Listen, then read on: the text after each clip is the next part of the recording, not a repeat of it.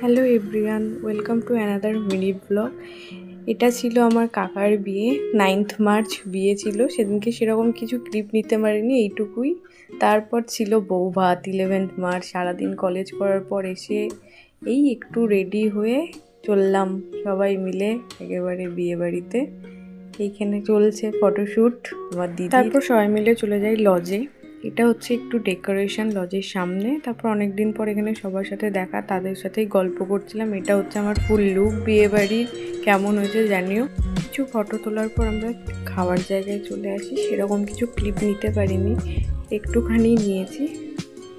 তারপর আমরা এখানে চলে আসি আমার দাদার বার্থডে সেলিব্রেশন করতে। সবাই মিলে উইশ করছিলাম। এখানে রিলস বানানো হচ্ছিল এই কিছু সবাই মিলে। তারপরে চলে আসি বাড়ি, তখন প্রায় রাত 1টার। এই ছিল কাকার বিয়ের ব্লগ। কেমন হয়েছে জানিও। সবাইকে টাটা, বাই বাই।